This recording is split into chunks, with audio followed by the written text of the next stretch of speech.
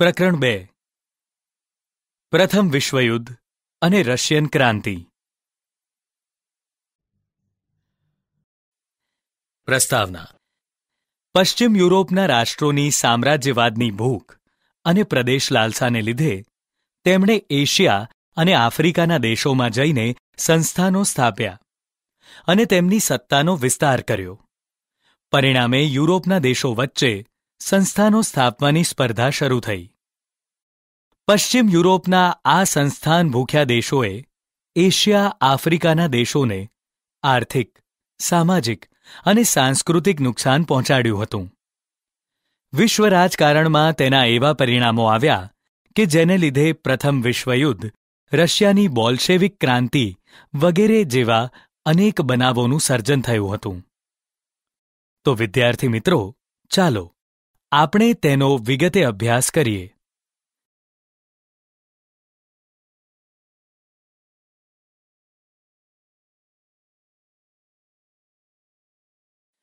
પશ્ચિમ યુરોપ અને એશિયા આફ્રિકામાં સંસ્થાનવાદ. એશિયા આફ્રિકામાં સંસ્થાનો સ્થાપવામાં પશ્ચિમ યુરોપના રાષ્ટ્રો મુખ્ય હતા. તેમની આ સામ્રાજ્યવાદી લાલસાએ તેમના પડોશી રાષ્ટ્રોને પણ છોડ્યા ન હતા. નેધરલેન્ડ, બેલ્જિયમ અને લક્ઝમબર્ગ પર સ્પેનનો કબજો હતો. પાછળથી તેના કેટલાક પ્રાંતો ફ્રાન્સે પડાવી લીધા હતા. પોર્ચુગીઝ શાસક બિનવારસ મૃત્યુ પામતા લોહીના સંબંધે સ્પેનના રાજા હસ્તક પોર્ટુગલ પણ આવી ગયું, જેને કારણે 6 દાયકા સુધી બિન યુરોપીય દેશોમાં સંસ્થાનો સ્થાપવાનો ઇજારો એકમાત્ર સ્પેન પાસે રહ્યો હતો. એ જ રીતે ફ્રાન્સ અને ઓસ્ટ્રિયાની પ્રદેશ ભૂખનો શિકાર ઇટાલી તથા જર્મન રાજ્યો પણ બન્યા હતા. જો કે જ્યારે એશિયા આફ્રિકાના દેશો પર સ્વતંત્ર યુરોપીય સત્તાઓની પકડ મજબૂત બની રહી હતી, ત્યારે આ બધા દેશો સ્વતંત્ર થઈ ગયા અને તેમણે પણ પોતાના અગાઉના માલિકોના માર્ગે ચાલી એશિયા આફ્રિકાના કેટલાક રાજ્યોને પોતાની સત્તા હસ્તક લઈ લીધા હતા.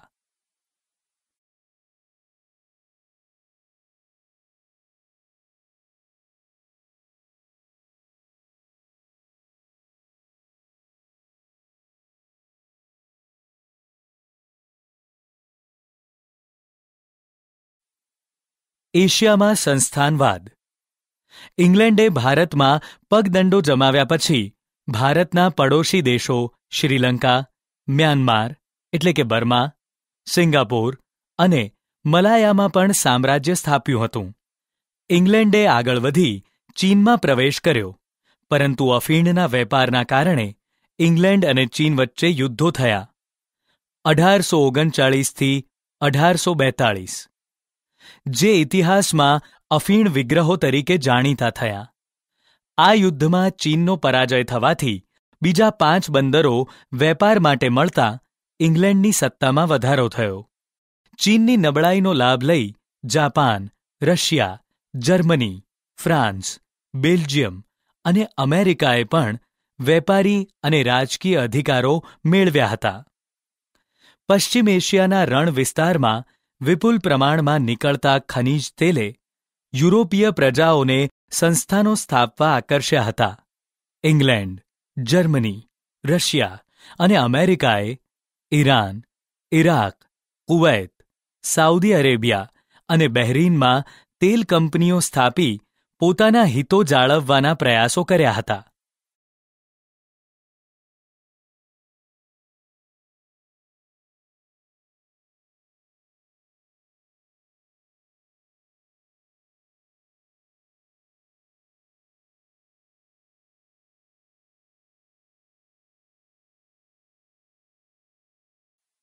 આફ્રિકામાં સંસ્થાનવાદ.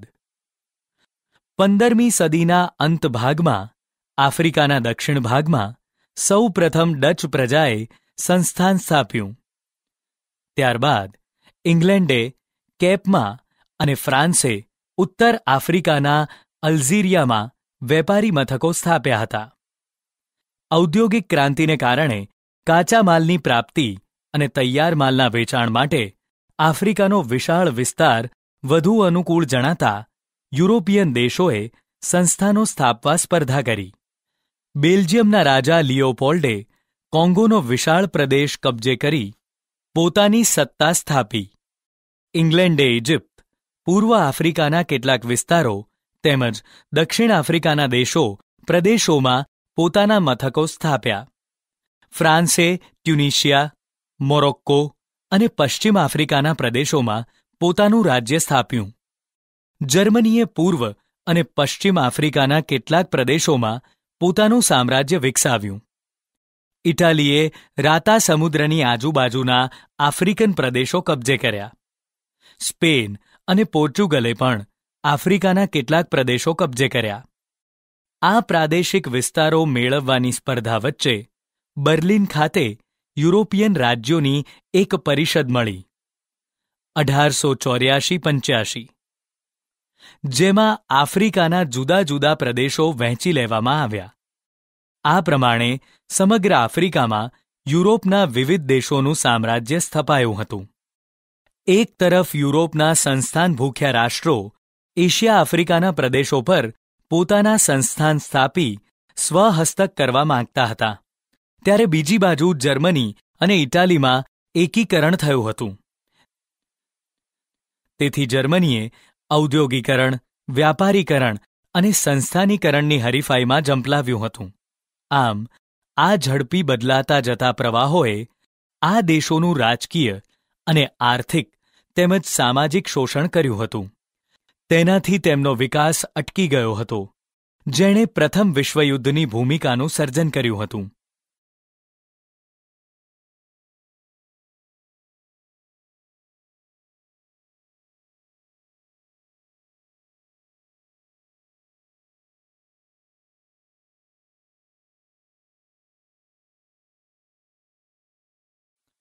પ્રથમ વિશ્વયુદ્ધ 1914થી 1918ના પરિબળો. આધુનિક વિશ્વની કેટલીક હૃદયદ્રાવક અને અવિસ્મરણીય ઘટનાઓમાં પ્રથમ વિશ્વયુદ્ધનો સમાવેશ થાય છે. વિશ્વયુદ્ધ કોઈ એકાદ બે પ્રસંગો કે પરિબળોને કારણે થયું નહોતું. તેની પાછળ અનેક પ્રકારના કારણો જવાબદાર હતા. પ્રથમ વિશ્વયુદ્ધનો પ્રારંભ 1 ઓગસ્ટ 1914ના રોજ થયો. જર્મનીએ સેડાનની લડાઈમાં ફ્રાન્સને પરાજય આપ્યો. તેથી ફ્રાન્સને ફ્રેન્કફર્ટની સંધિ કરવી પડી. ઈસવીસન 1871. તે અનુસાર યુદ્ધ દંડ અને પોતાના 2 પ્રદેશો આલ્સેસ અને લોરેન્સ જર્મનીને આપવા પડ્યા હતા. ફ્રાન્સ આ અપમાન ક્યારે ભૂલી શક્યું ન હતું. આમ ફ્રેન્કફર્ટની સંધિ જ પ્રથમ વિશ્વયુદ્ધમાં મુખ્ય કારણ બની હતી. આમ એક યુદ્ધના અંતમાં જ બીજા ભાવિ યુદ્ધના બીજ રોપાઈ ગયા હતા.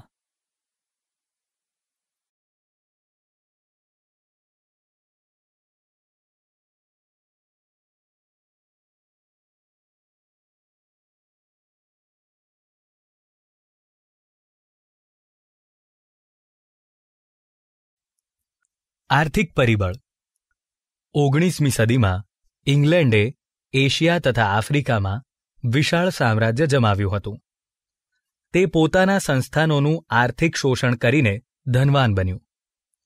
ઔદ્યોગિક ક્રાંતિ તથા સંસ્થાનવાદના ઝડપી ફેલાવાને લીધે યુરોપને પુષ્કળ કાચા માલની જરૂર પડતી. 19મી સદીની છેલ્લી 25સીમાં જર્મનીએ એશિયા અને આફ્રિકામાં બજારો મેળવવા હરીફાઈ કરવા માંડી. જર્મનીએ ઇંગ્લેન્ડ તથા ફ્રાન્સની તુલનામાં સસ્તો માલ આપવા માંડ્યો. તેણે એશિયા તથા આફ્રિકાના ઇંગ્લેન્ડ તથા ફ્રાન્સના બજારો આ રીતે તોડવા માંડ્યા.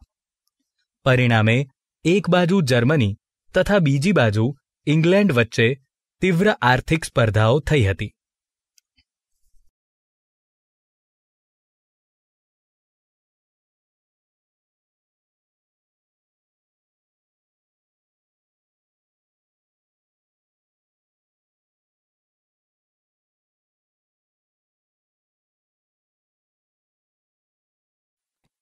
લશ્કરવાદ. યુરોપના રાષ્ટ્રોમાં પ્રાદેશિક વિસ્તાર માટે જે હરીફાઈ થઈ તેને માટે લશ્કરી બળ આવશ્યક અને મહત્વનું હતું. ઇંગ્લેન્ડ, ફ્રાન્સ, ઓસ્ટ્રિયા, રશિયા વગેરે રાષ્ટ્રોએ પોતાની સૈન્ય તાકાત વધારવા માંડી હતી. જાપાન, ઇટાલી, જર્મની જેવા કેટલાક રાષ્ટ્રોમાં ફરજિયાત લશ્કરી તાલીમ શરૂ થઈ હતી. સ્વરક્ષણના બહાના નીચે શસ્ત્રોનું ઉત્પાદન વધાર્યું હતું. આમ લશ્કરવાદને ઉત્તેજન મળ્યું અને આર્થિક સ્પર્ધાઓમાં લશ્કરી સ્પર્ધા ઉમેરાતા યુદ્ધનું વાતાવરણ વધારે ઉગ્ર બન્યું હતું.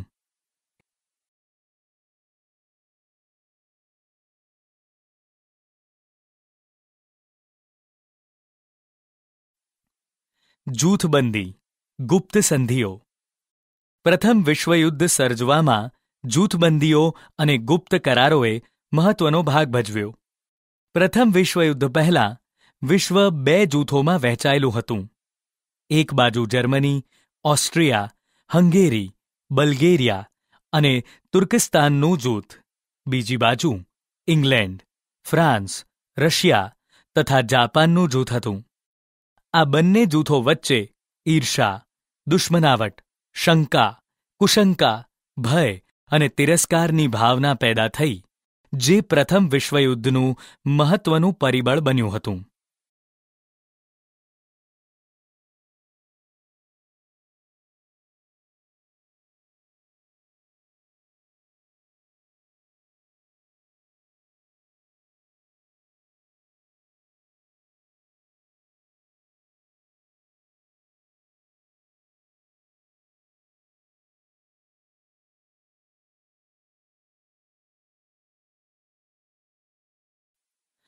ઉગ્ર રાષ્ટ્રવાદની ભાવના.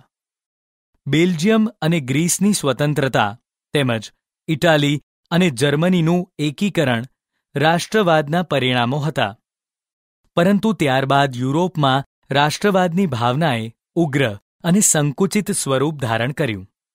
યુરોપમાં આર્થિક ઈર્ષાઓ, ખેંચતાણો, પ્રતિસ્પર્ધાઓ અને સામ્રાજ્યવાદ એટલો બધો વધી ગયો કે એકબીજાના રાષ્ટ્રોના હિતો ટકરાવા લાગ્યા. યુરોપના અગ્રગણ્ય રાષ્ટ્રોએ પોતાના પ્રજાજનોને ઉગ્ર આક્રમક દેશભક્તિના પાઠો ભણાવ્યા. પોતાના દેશ પ્રત્યે પ્રેમ અને અન્ય રાષ્ટ્રો પ્રત્યે ઘૃણાને પ્રોત્સાહન આપવામાં આવ્યું. જર્મન સમ્રાટ કૈસર વિલિયમ બીજો ઉગ્ર રાષ્ટ્રવાદ અને સામ્રાજ્યવાદનો પ્રણેતા હતો. તે મહત્વકાંક્ષી અને વિશ્વ પ્રભુત્વની નીતિમાં માનતો હતો. તે પોતાની પ્રચંડ લશ્કરી તાકાતથી પોતાનું ધાર્યું કરાવવા માંગતો હતો. જર્મનીની જેમ અન્ય રાષ્ટ્રોમાં પણ યુદ્ધની ભાવના ફેલાઈ અને આ પ્રથમ વિશ્વયુદ્ધમાં પરિણમી હતી.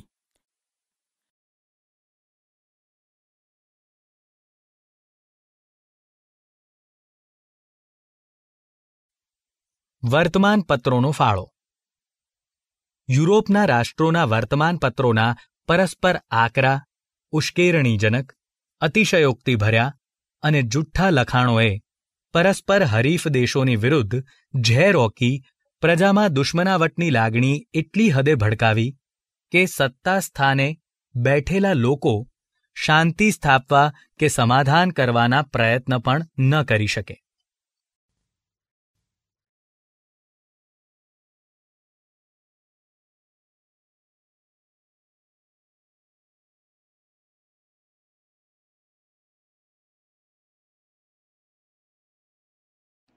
યુદ્ધ અંગેનું તત્વજ્ઞાન. યુરોપમાં હવે યુદ્ધ એ જ કલ્યાણ નીતિએ જોર પકડ્યું. ટ્રિટસ્કે જેવા જર્મન લેખકોએ સિદ્ધાંત પ્રચલિત કર્યો કે શક્તિમાનને જીવવાનો હક છે તથા યુદ્ધ એ જ રાષ્ટ્રીય જરૂરિયાત છે. નિત્સે નામના જર્મન લેખકે યુદ્ધને પવિત્ર કાર્ય ગણાવ્યું હતું. 28 જૂન 1914ના રોજ ઓસ્ટ્રિયાના રાજકુમાર આર્કડ્યુક ફ્રાન્સિસ ફર્ડિનાન્ડ અને તેની પત્નીના બોસ્નિયાની રાજધાની સારાજેવોમાં બ્લેક હેન્ડ નામની સર્બિયાની ઉગ્રવાદી સંસ્થાના સભ્યની ગોળીથી ખૂન થઈ ગયા. એ સમયે બોસ્નિયા સર્બિયાનો એક પ્રાંત હતો. તેથી એ ખૂનમાં સર્બિયાનો હાથ છે એમ માનીને 28 જુલાઈ 1914ના રોજ ઓસ્ટ્રિયાએ સર્બિયા સામે યુદ્ધ જાહેર કર્યું. આમ બોસ્નિયાના પાટનગર સારાજેવોના બનાવે વિશ્વયુદ્ધના મંડાણ કર્યા.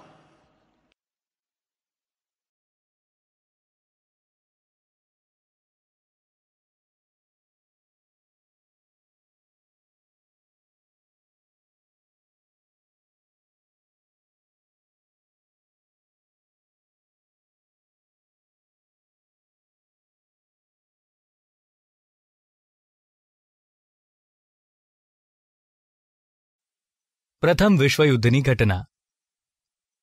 પ્રથમ વિશ્વયુદ્ધ દરમિયાન મિત્ર રાષ્ટ્રોને પક્ષે 24 અને ધરી રાષ્ટ્રોને પક્ષે 4 રાષ્ટ્રોએ યુદ્ધમાં ભાગ લીધો. જર્મનીએ શરૂઆતમાં યુરોપમાં નોંધપાત્ર વિજયો મેળવ્યા. ફ્રાન્સની સેનાને તેણે નષ્ટ કરી નાખી. તેણે ભયાનક સબમરીન યુદ્ધ કરીને મિત્ર રાષ્ટ્રોના અનેક જહાજો ડૂબાડી દીધા.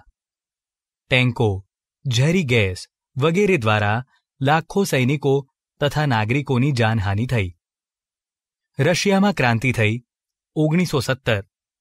તેથી રશિયા યુદ્ધમાંથી ખસી ગયું. જર્મની આ સમયે ખૂબ શક્તિશાળી હતું.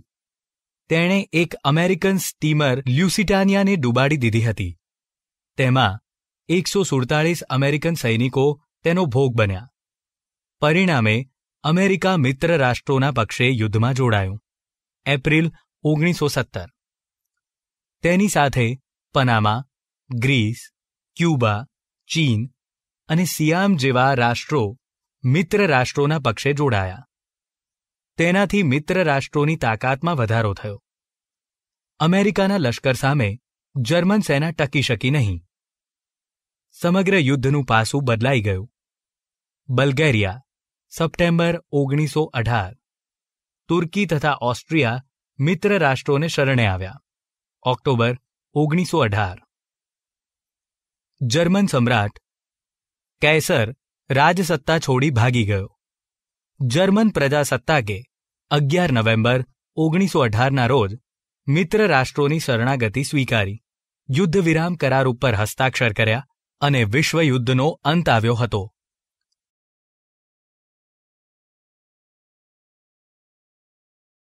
પ્રથમ વિશ્વયુદ્ધના પરિણામો. તાત્કાલિક પરિણામો.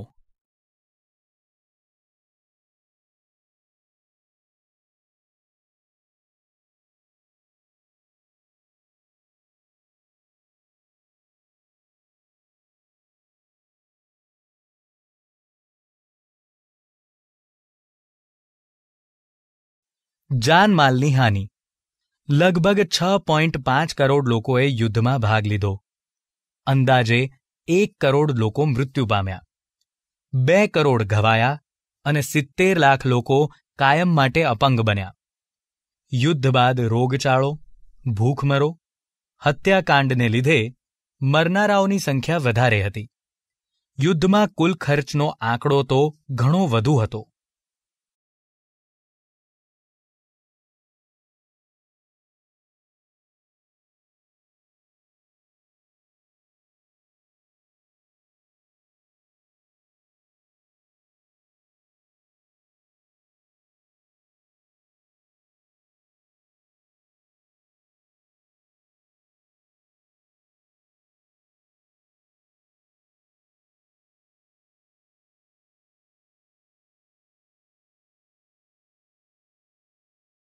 સામાજિક પરિવર્તન.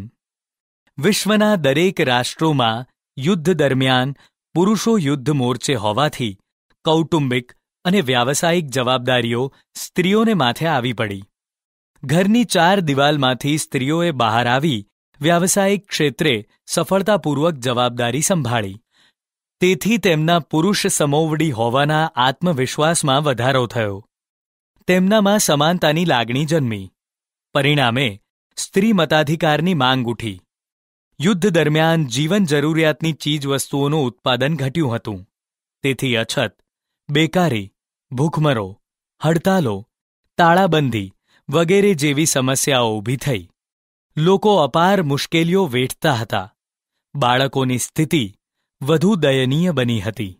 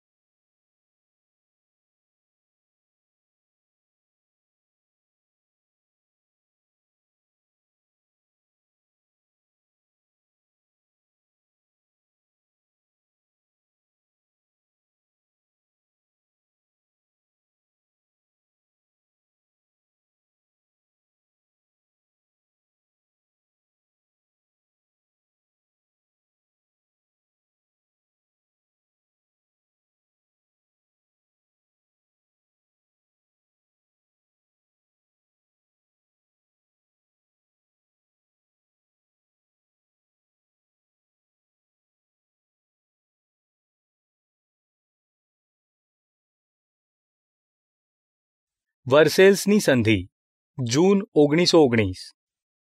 મિત્ર રાષ્ટ્રોએ રાજધાની પેરિસ ખાતે શાંતિ પ્રક્રિયા હાથ ધરી. તેમાં 58 જેટલા કમિશનો રચાયા હતા અને 145 બેઠકો યોજવામાં આવી હતી.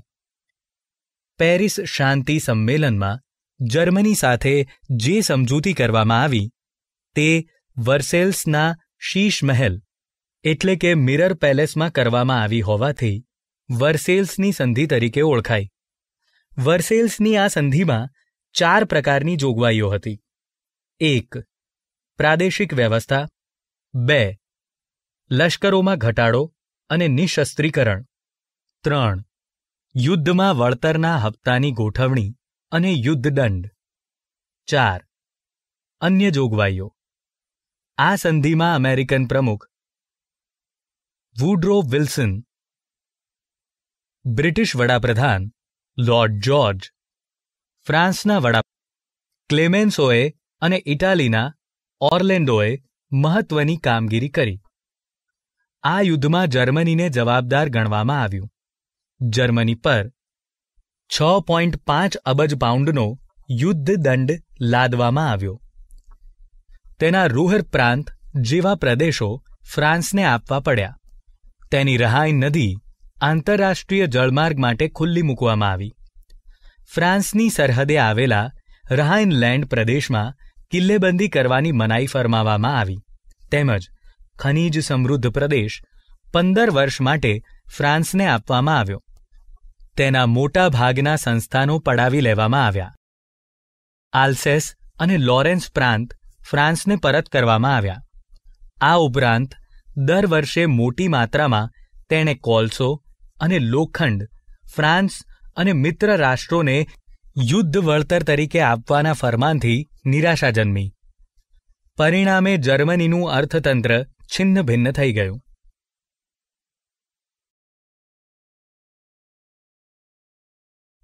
5. દૂરગામી પરિણામ. યુદ્ધમાં પરાજિત રાષ્ટ્રો સાથે સંધિ કરવામાં આવી. તેમાં વેરની ભાવના હતી. તેનાથી જગમાં શાંતિ સ્થાપી શકાય નહીં. સામ્યવાદી રશિયાને રાષ્ટ્રસંઘમાં સ્થાન ન આપ્યું. અમેરિકા રાષ્ટ્રસંઘમાં જોડાયું નહીં. તેથી જ દ્વિતીય વિશ્વયુદ્ધનું કારણ પ્રથમ વિશ્વયુદ્ધની શાંતિ પ્રક્રિયામાં જ સર્જન પામ્યું તેમ કહી શકાય.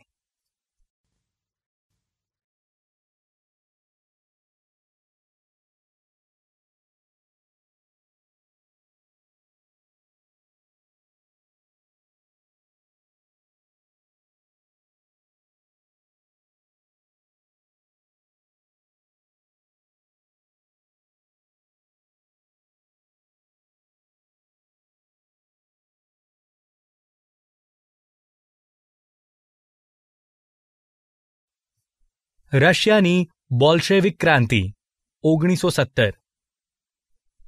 ઈસવીસન 1917માં રશિયામાં ક્રાંતિ થઈ તે વિશ્વના ઇતિહાસની એક અગત્યની ઘટના ગણાય છે. રાજકીય પરિબળોમાં રશિયાની પ્રજા ઝારશાહીના દમન નીચે કચડાતી હતી. રશિયામાં વંશ પરંપરાગત આવનાર બધા જ ઝાર રાજાઓ આપખુદ અને નિરંકુશ શાસન ભોગવતા હતા. ઝારના શાસનમાં પ્રજાને કોઈ અધિકાર ન હતા. પ્રજા ઉપર આ રાજાઓની આપખુદ ઝારશાહી એટલી બધી કઠોર હતી કે જો કોઈ વ્યક્તિ અધિકારની માંગણી કરે તો તેની ઉપર અત્યાચાર, દમન અને જુલ્મ ગુજારવામાં આવતો અથવા તો સાઇબિરિયાની હાડ થીજવી દે તેવી કાતિલ ઠંડીમાં મોકલવાની સજા કરવામાં આવતી. આ અનિયંત્રિત અને અત્યાચારી રાજાશાહી પ્રજા માટે દુઃખ, ગરીબી અને યાતનાઓનું કારણ બની ગઈ. રશિયાના ખેડૂતો, ખેતદાસો, મજૂરો પુષ્કળ કામ કરવા છતાં પણ તેમને પૂરતું વળતર મળતું ન હતું. તેમની સ્થિતિ કંગાળ બની હતી. ફાધર ગેપોન નામના પાદરીના નેતૃત્વ નીચે એક વિશાળ સરઘસ આકારે લોકો ઝારના નિવાસસ્થાન વિન્ટર પેલેસ ગયા. 22મી જાન્યુઆરી 1905 રવિવાર. આ તમામ લોકો નિશસ્ત્ર હતા. કેટલાકના હાથમાં ઝારની છબી હતી અને તેમાં રશિયાનો ગોરો નાનો પ્રભુ ઘણું જીવો જેવા સૂત્રો લખેલા હતા. આ નિર્દોષ લોકો પર ઝારના લશ્કર દ્વારા અંધાધૂંધ ગોળીબાર કરવામાં આવ્યો. તેમાં હજારો નિર્દોષ લોકો મૃત્યુ પામ્યા અને જ્યાં ઝારનો મહેલ હતો તે સેન્ટ પીટર્સબર્ગનો બરફ લોહીથી લાલ થઈ ગયો. આ દિવસને ઇતિહાસમાં લોહિયાળ રવિવાર તરીકે ઓળખવામાં આવે છે.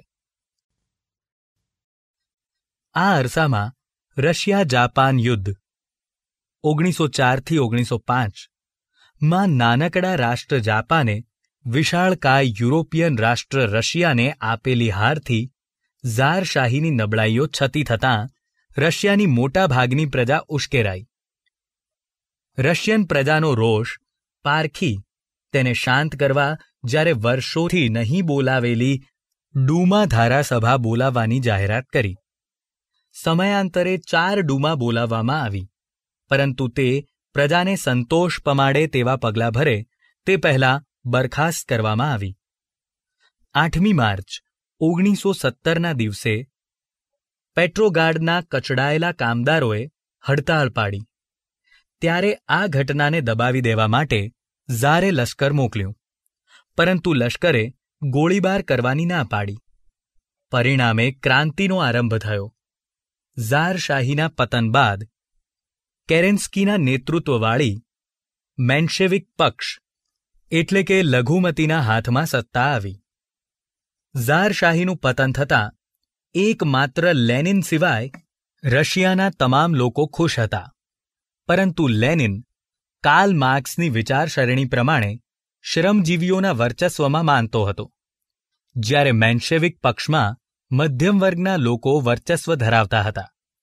પરિણામે તેણે બોલ્શેવિકોને મેન્શેવિકોના વિરુદ્ધ ઉશ્કેરી નવેમ્બર 1917માં આખરી ક્રાંતિ કરી, સત્તા હસ્તગત કરી, જે સમાજવાદી બોલ્શેવિક ક્રાંતિ તરીકે ઓળખાઈ.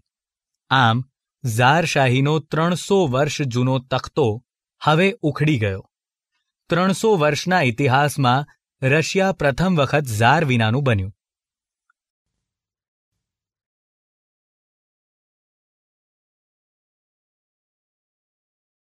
વિશ્વ શાંતિ માટેના પ્રયાસો.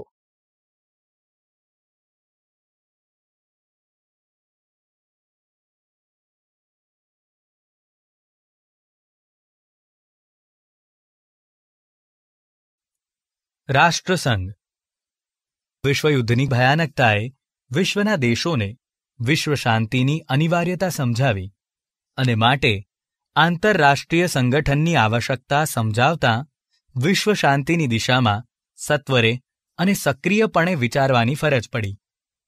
અમેરિકાના રાષ્ટ્રપતિ વુડરો વિલ્સને રાષ્ટ્રસંઘની સ્થાપનામાં વિશેષ યોગદાન આપ્યું હતું. વુડરો વિલ્સનના 14 મુદ્દાઓને આગળ ધરીને પેરિસ શાંતિ પ્રક્રિયામાં 10 જાન્યુઆરી 1920ના દિવસે રાષ્ટ્રસંઘની રચના કરવામાં આવી.